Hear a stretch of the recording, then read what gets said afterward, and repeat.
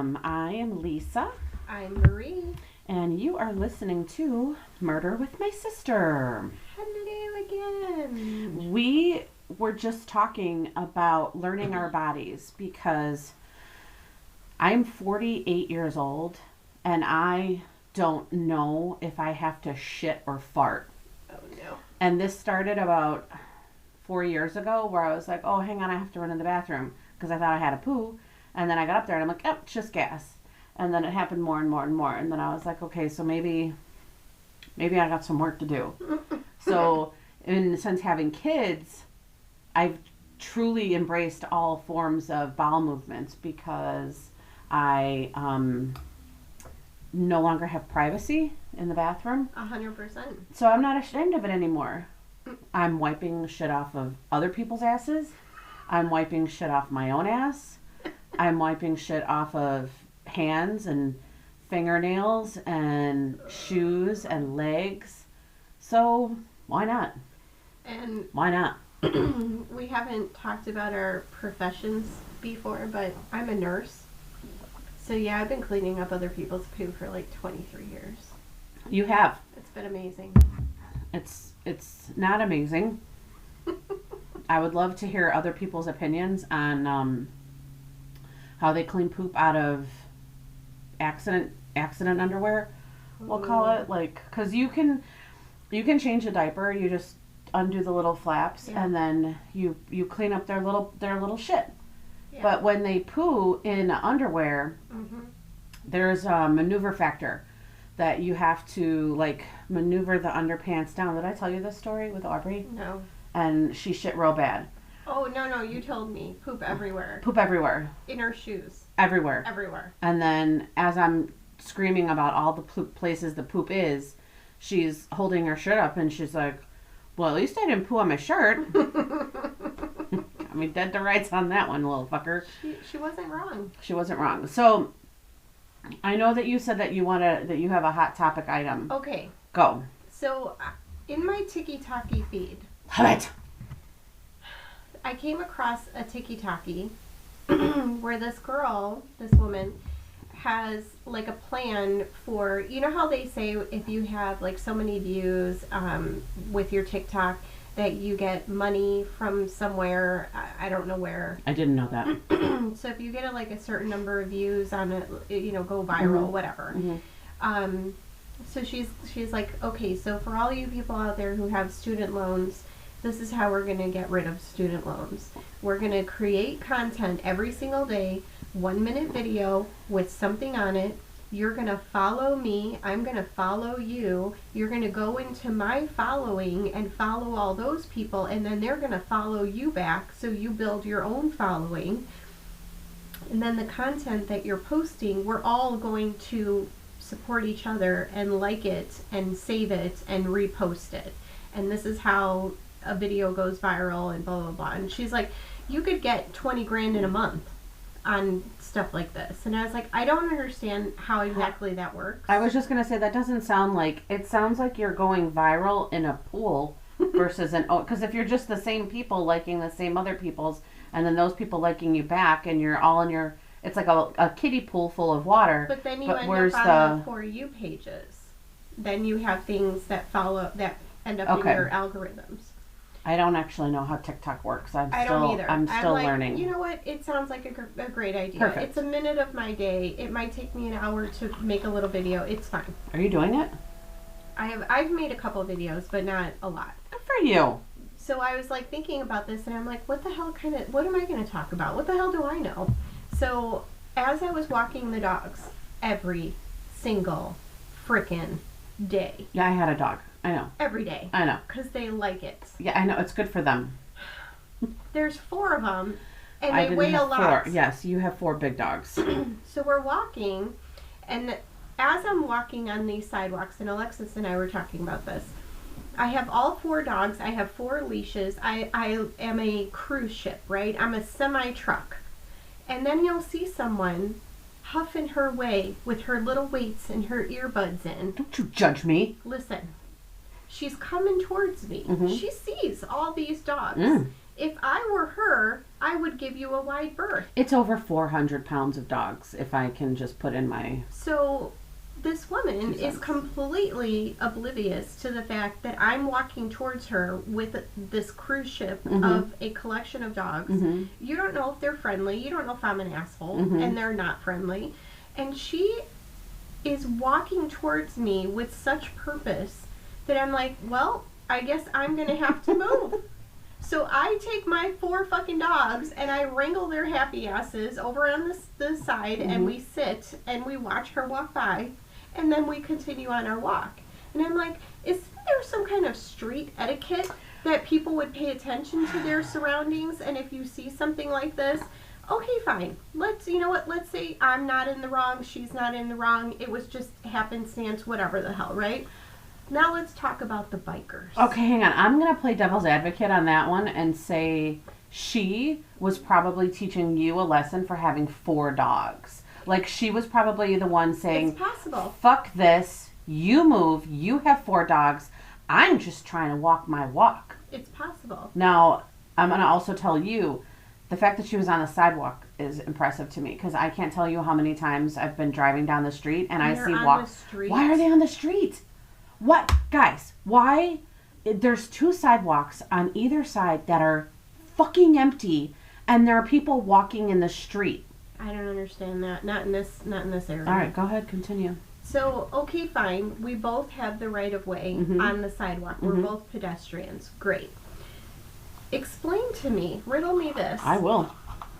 The fucking bicyclists. And we're not talking about serious bicyclists here, so all of you who are like up in arms right now, you can back the fuck off. You're okay. You're going to be I'm fine. talking about people who just ride along on their little grandma bike or their grandpa bike, and they're Again, what is your problem with me and my beach cruiser? so I'm walking along, we're going one way, right, Mhm. on the sidewalk. I hear this thing behind me. Bring, bring, Was it Aubrey? bring. And I'm like, what the fuck is this noise? The dogs start looking around, what the fuck is this noise? And I realize Grandpa behind me on a bicycle is not saying on your left. Well, okay. He's not saying any words, right? Wait a minute. Wait. What do you say to somebody with 2 dogs on each side? There's no left or right. You just have to be like, I'm just saying. behind you, bro. He's not saying a word. Okay. He's flicking this His little little bell? fucking bell. Okay. Bring, bring, bring. And this motherfucker expects me to move with my 4 dogs so he can continue riding his bicycle on the sidewalk. He's not supposed to be on the sidewalk. I think somebody's feeling a little entitled today because they He's- have 4 dogs. He's not supposed to be on the sidewalk. That's the rule of the road. They're supposed to follow the rules of the road. They're supposed to be going with traffic on the street. If you don't want to ride your bike on the street, you ride your happy ass. You take your bike over to the forest preserve Mhm. and you ride on the trail. So, can I ask if this is the busy street in front of your house? It's river. It's No, don't busier. give out goddamn street Sorry. names. It's busier. It's 2 So lanes. it wasn't the street that's right out in front of your house, No. because I wouldn't ride on that street. No, I wouldn't either. No, I don't ride on any of you them. squish like a bug. 100%. Okay. Yeah. This guy's just Okay. bopping along and expects me to move. And he's not supposed to be on the sidewalk. Okay. So so what I decided, back to the tiki-taki, Okay. what I decided my content was going to be Oh dear. is I have these videos because I think it's funny that I can walk 400 pounds of dog with one hand. I've seen you doing it. You're not walking 400 pounds of dogs. They're They're minding walking me. you. They're being nice to me. Okay. So I have all their leashes in one hand. I can hold my phone in the other hand, and I videotape She's them. Superwoman now. Whatever. I videotape them and their little butts, gadonk, gadonk, gadonk, gadonk, gadonk, gadonk, as we're walking. I just think it's the most hilarious how their little butt sways back and Mhm. forth and bops. So I have these videos, and I was like, that's my content. I'm going to let people watch me walk them. Like, not watch me, like I'm holding it, my point of view, watching their little donk, donk, donk, donks butts. And I'm going to tell them about what asshole I encounter on my walk today. Okay. And I think it would be hilarious. I just hope it doesn't turn out in the end that you're the asshole. It's possible. That's what I'm hoping that doesn't it's happen. very possible. They're going to be like, not the lady with the 4 dogs again. It's possible. Not her again. We're walking along, they're probably like, this bitch. This bitch with her 4 dogs. This fucking bitch. Fantastic. Fantastic. So that's my rant for today. I don't have a rant, but I have something that's keeping me up at night. Uh-oh. Yeah. What? I think Okay. I told my sister that I want to do a watch with her. So we want to cover Laci Peterson. I'll dive into a little bit. It's what keeps me up at night. So I think what we should call our segment where you write in and you tell us what's keeping you up at night. Oh, And that could I be like anything. That. That could be anything. It could be the asshole who walks 4 dogs down the street. It could be the bitch who bumps her hands too fucking fast when she's walking. It could be the little old man who rings his bell too aggressively. Whatever's keeping you up at night, you can email us at murderwithmysister@gmail.com. What's been keeping me up at night is Laci Peterson and Connor Peterson and Scott Peterson, and it's been keeping me up for decades, like I'm sure everybody else. So we all know recently that the Innocence Project has taken over the Scott Peterson case. I haven't looked into it, but you did tell me that. There is, I don't know if I've said it on here, so I'll keep it brief because we are going to cover this in the next few weeks and maybe like a part kind of a event. Can we pause this and listen? Yeah. Are you upset by the... how do you pause? Spacebar. Fuck. All right. Can you hear me okay? I can hear you. Can you hear me? I can. Okay. So what we were saying before is that we wanted to cover what was happening with the Scott Peterson case because it was taken recently. The Innocence Project has gotten involved, and I've been obsessed with this since she went missing. I think a lot of people were beautiful, young, pregnant, Christmas Eve. I mean, there's not any part of this that doesn't capture you. And I watched every documentary repeatedly. And I know I had mentioned to you that there's one on A&E that when I first saw it, when it first came out, this is like years after everything had happened, and it was a 6-parter, and it was right after Making a Murderer, and it was a similar format where it seemed like the first 3 episodes or you were like, he did it, he's guilty, fuck this guy, and then the second 3 it was like, wait a minute, did they get everything? What's going on? And I've watched it 10 times. And after that, I was only able to find the first 3 episodes.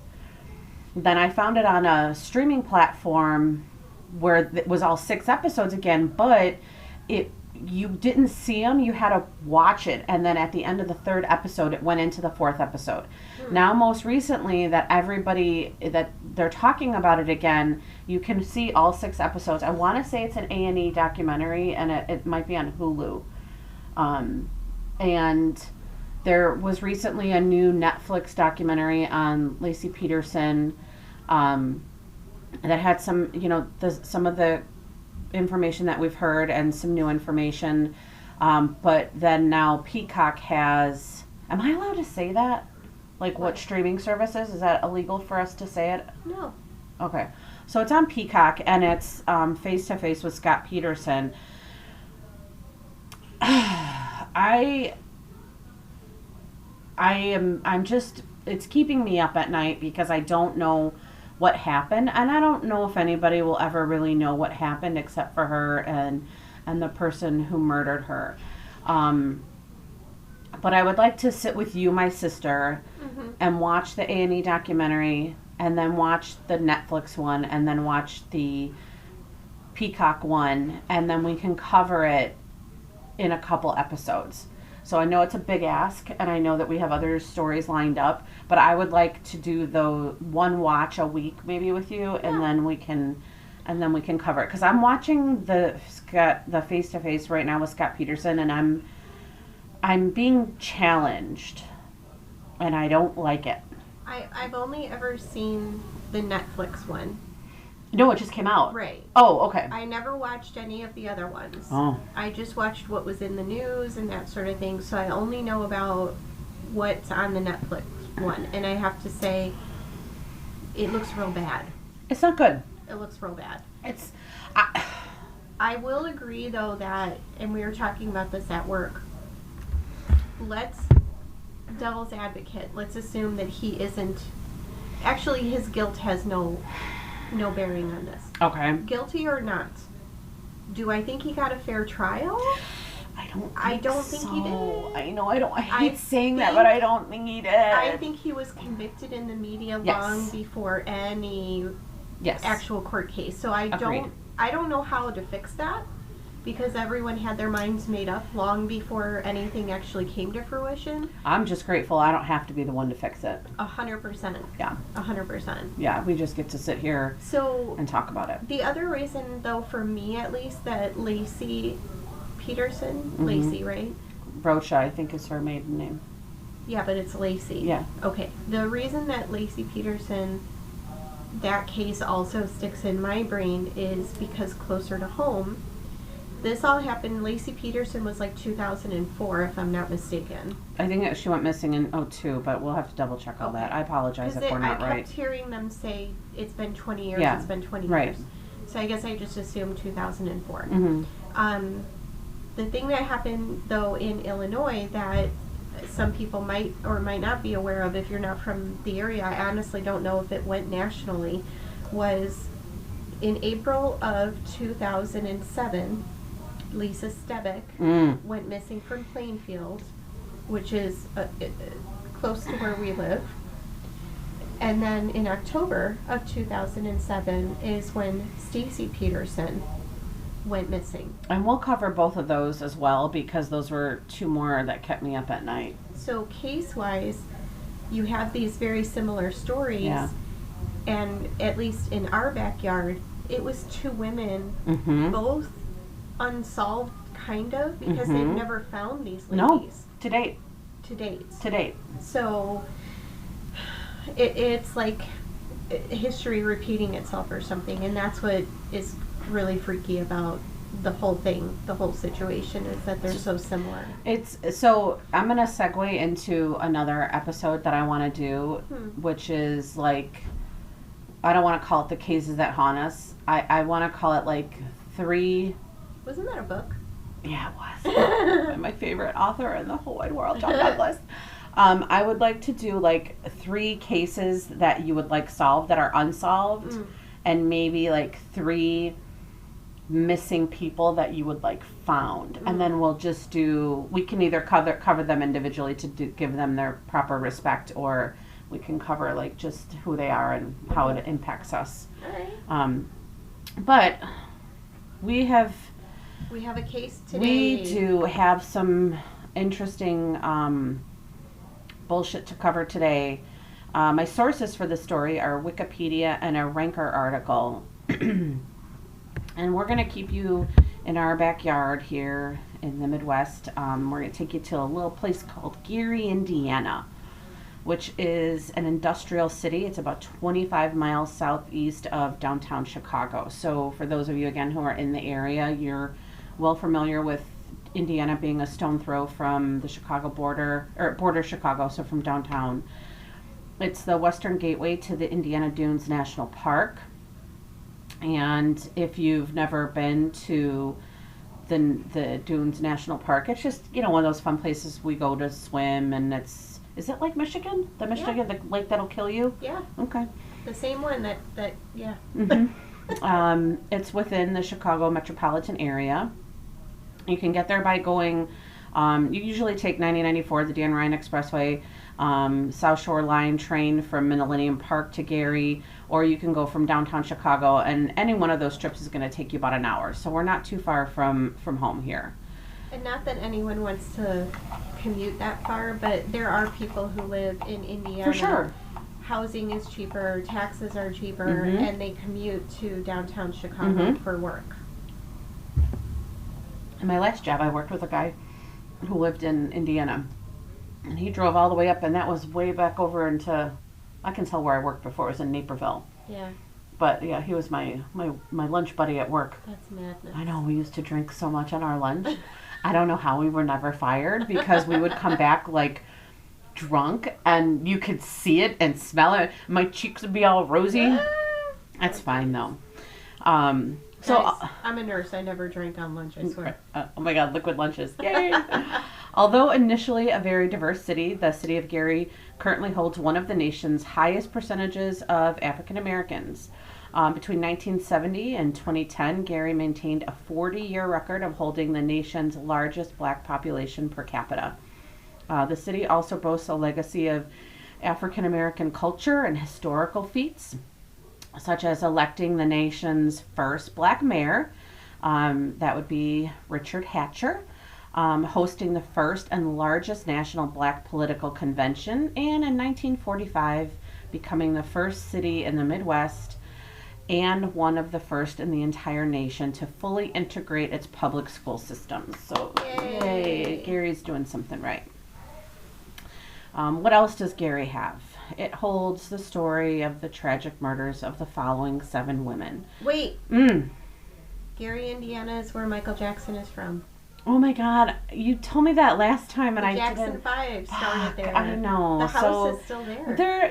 they're doing some stuff right, and they're doing some stuff maybe not so right. Yeah. So to give a moment for the people who brought us here today, I'm going to say their names and their ages, and then we'll talk a little bit about them. Africa Hardy, age 19. Anith Jones, age 35. Tierra Beatty, age 28. Christine Williams, age 36. Tracy Martin, age 41. Sonia Billingsley, age 53. And Tanya Gatlin, age 27. The women whose names I just mentioned are all women that died at the hands of a serial killer who stalked Gary, Indiana in 2013 and 2014, and who some believe was operating as early as the 1990s and 2000s. This is a story of the murder of Africa Hardy, Anith Jones, Tierra Beatty, Christine Williams, Tracy Martin, Sonia Billingsley, and Tanya Gatlin. We are calling this the Women of Gary because we don't want to give any part of this to the credit of the asshole who took all their lives. But the man that we are discussing is Darren Dion Van.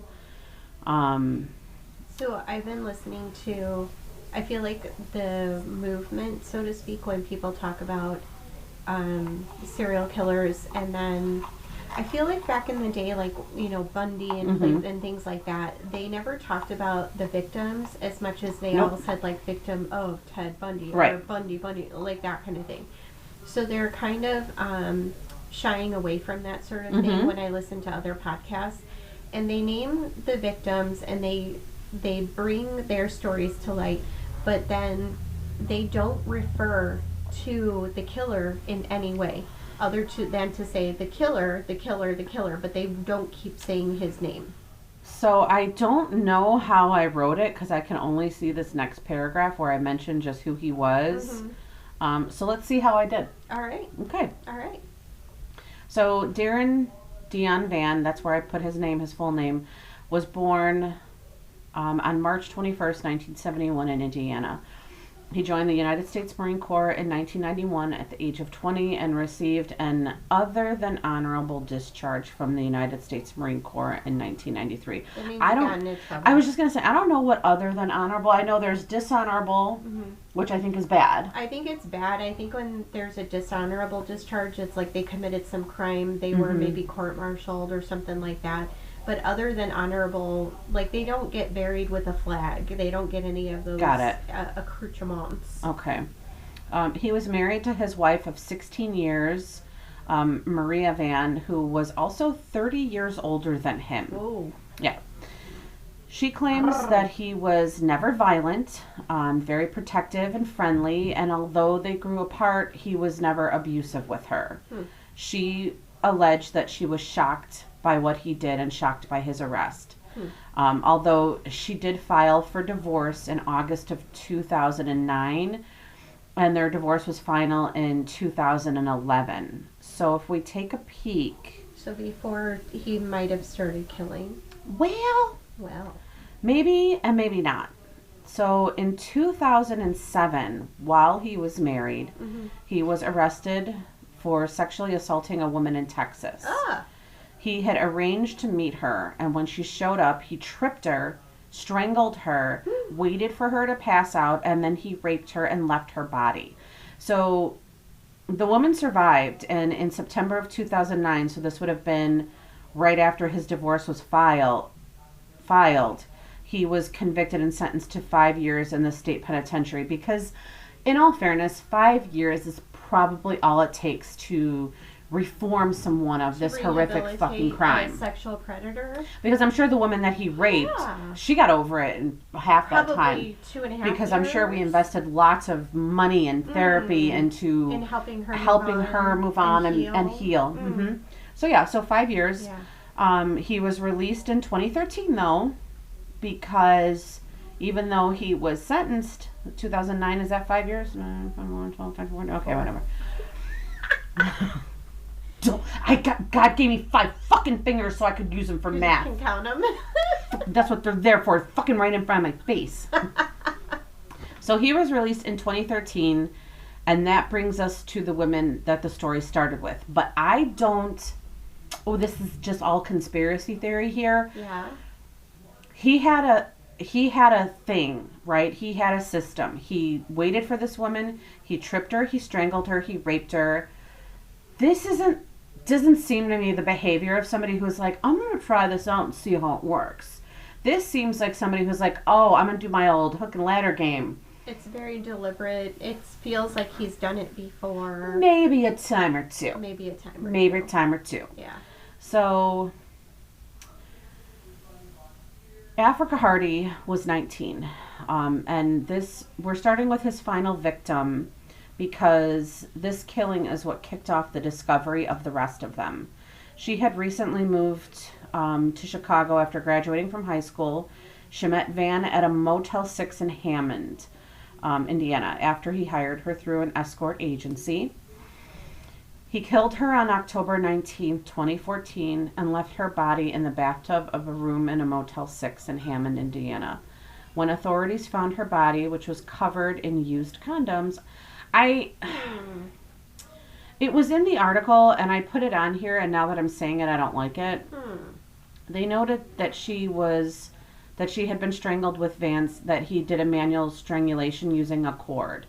So I also will apologize. Some of the dates on here that I was looking at from one to the next, they're a little controversial as far as how and when they happened. So, if you know more than I do, and I'm going to probably say most of you do, just go with it. Just give me a grain of salt. It's all good. A couple pieces of salt. Hardy was a local sex worker who kept in constant contact with her business partner. When Hardy didn't respond to her partner's texts and calls, her partner went to the motel room and found her body. He immediately called 911. The authorities checked their surveillance tapes and saw that Van was the last person to be seen with her. His vehicle was caught on video outside of the motel, making it fairly easy for him to find. After his arrest for the murder of Africa Hardy, he confessed to the police. He told them about 6 other women whom he killed and then led enforcement on a disturbing scavenger hunt, pointing out houses and, in some cases, the rooms within where his victims' corpses could be found. I saw a documentary on this a long time ago, and it wasn't until I started doing the research that I realized I had seen it, because the way that it was reported when it happened, you just hear about, they found this body, they found this body, they found this body, and you're like, wait, what the fuck is going on there? Not realizing that he's leading them. He was showing them where they were, but they were in fact taken at different times. So after the confession to Africa Hardy's murder, Aneth Jones, 35, of Gary, Indiana, was last seen alive on October 8th, 2014, and reported missing 2 days later. So we're in October of 2014. After Van was arrested, he led police to an abandoned house in Gary, on October 18th, where her body was found. Tierra Beatty, 28, of Gary, Indiana, left to meet a friend on January 13th, 2014, but she never returned. Her family waited to hear from her for a few days, but reported her missing later that month. Her body was found in an abandoned house at 1800 East 19th Avenue in Gary on October 19th. So we have Anith, who was seen in October, but then, and this is where my dates get a little crazy, because January would have been before October, but because she was found on October 18th, I listed it first, and then October 19th is when they found Tierra. Okay. If this is confusing, you can Google it. Tanya Gatlin, 27, of Gary, Indiana, had been reported missing since January of 2014, so another girl in January. Sonia Billingsley, 53, of Gary, was reported missing on February 7th in 2014. Both women were found in a house at 413 East 43rd Avenue in Gary on October 19th, 2014. So they were taken in January and February and found 7 months later. So all of these are being found 18, 19, 19, 19 so far. Christine Williams, 36, of Gary, Indiana, was the mother of 4 and employed at the time of her death. Her mother-in-law stated that she had not heard from Williams since February of 2014. So this is another one. So January, February. I mean, what the fuck is this guy doing? Is it spree? It's not spree, because those are... I feel like spree is all in one day, but they were really freaking close. Yeah. Get over yourself. Her body was found in an abandoned house at 4330 Massachusetts Street in Gary on October 19th. There were some accounts that Van murdered her over a purchase of drugs that he claims she owed him money for. What had actually happened is that she was arrested and in jail, so she wasn't able to pay him. But that seems legit. You owe somebody money for drugs. That's what I would do. You would just kill them, right? What isn't that how you make payments? Right? Fucking asshole. Tracy Martin of Gary, Indiana, was reported missing on June 26th, 2014. In the case of Tracy, it was clear that he used her own necklace, which was still around her neck, to strangle her to death with. Her body was found in an abandoned house in a second-floor bedroom at 2200 Massachusetts Street in Gary on October 19th. And these houses are abandoned. So abandoned, but used by the, sometimes the homeless people will go there, or people that are using drugs, they'll go there. And the reason that no one reported it is because these are people that don't want to get involved. They don't want police going around. They have somewhere to sit, stay warm, shoot up, whatever they're going to do.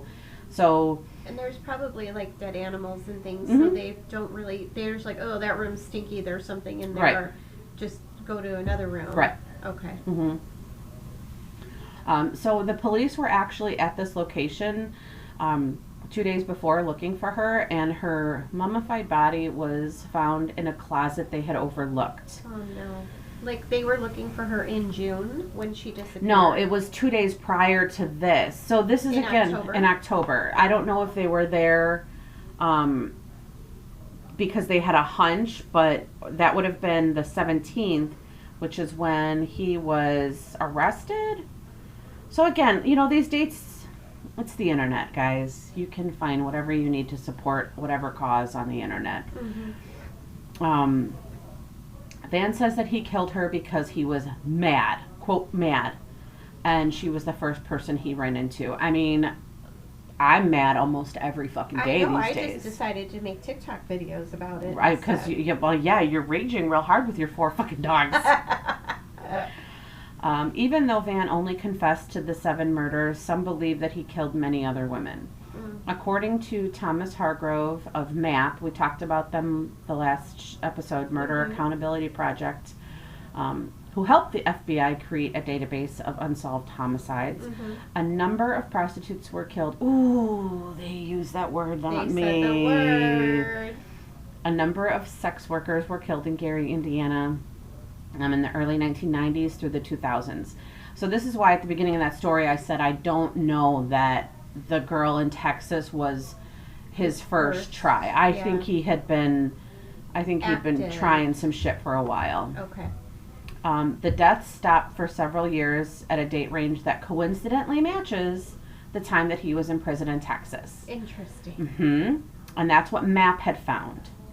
And then they started back up again in 2013 when he was released from jail and reemerged into Indiana. So when the Murder Accountability Project looked at unsolved cases in Gary, they found this like cluster sitting out there from the early 2000s.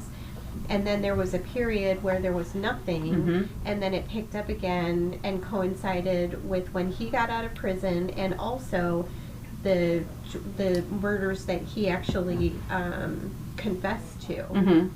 Okay, I'm with you. You're there? I'm there. At least ready. someone's with me. I'm paying attention. I know. For all of you that switched off when I was going through the first date range, come back. We have 4. Despite showing the police where he hid the bodies, Van pled guilty in court. Like, of course you're going to plead guilty. Not guilty. Oh, he pled not guilty. My apologies, not guilty. His trial was delayed several times, including after he decided, very smartly, to represent himself before he found out you can't represent yourself in a death penalty case. How could you know until you try? And I'm sorry, every other asshole who murdered people represents themselves. Isn't that like in the narcissist handbook? It is. Ted Bundy tried to represent himself. I mean, that's the next step after you're convicted of murdering and on trial for your life. Hello.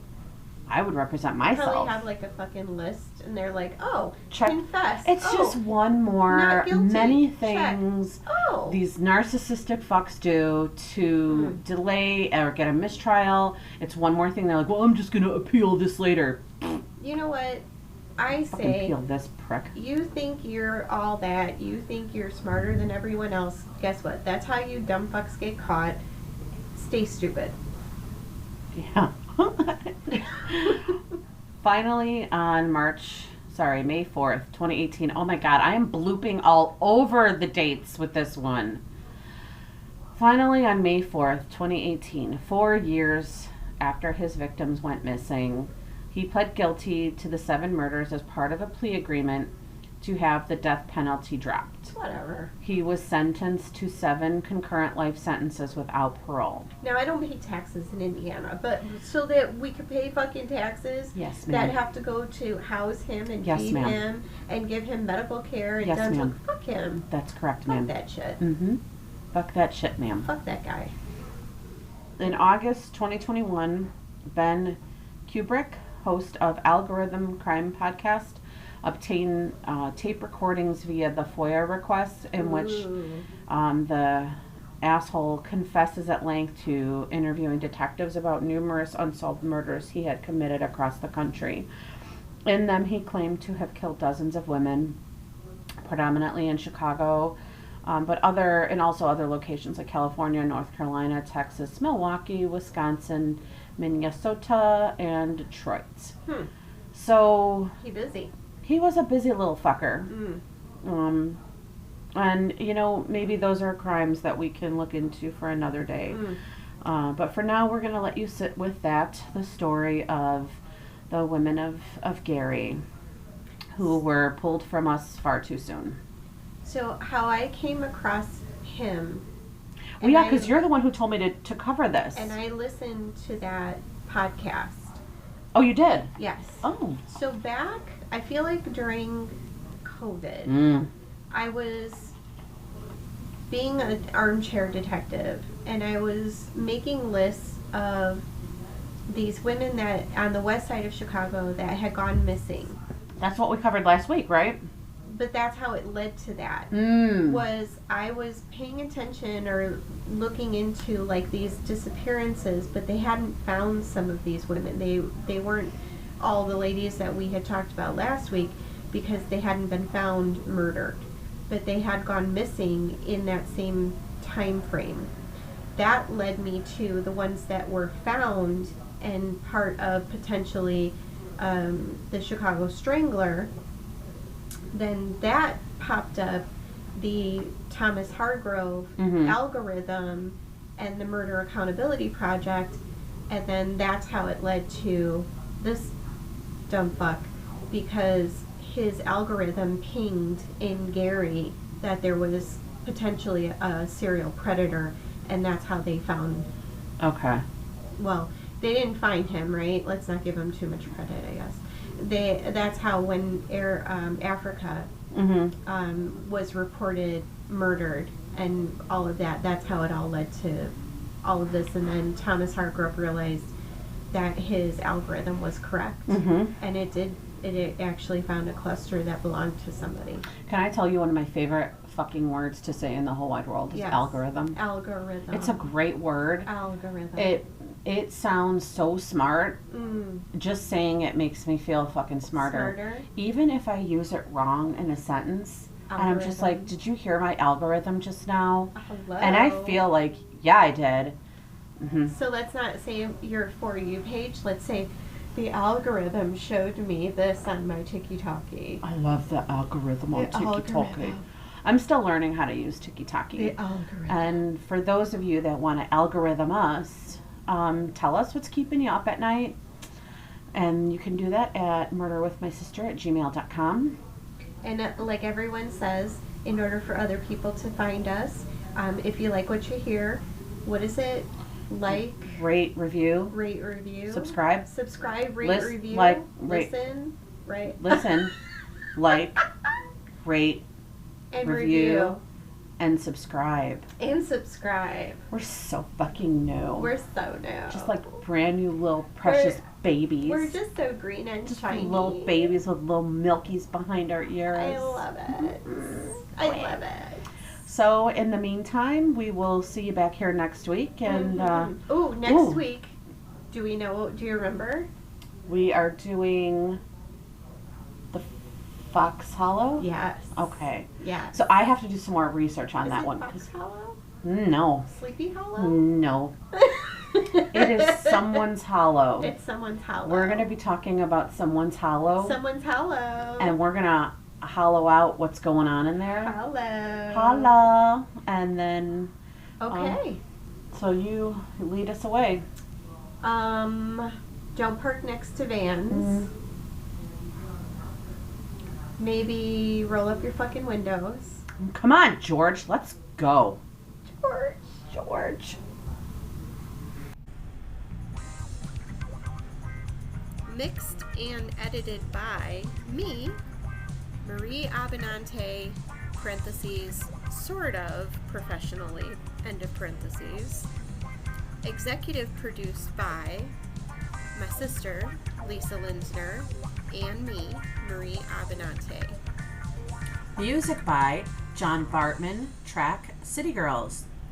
Cover art by our beautiful and talented niece, Alexis Marie Guerrero. And we did all of this on our platform called Riverside, which is very user-friendly and lovely, and I hope it sounds good and looks good, and Riverside, forgive us for embarrassing you. And thank you. And thank you.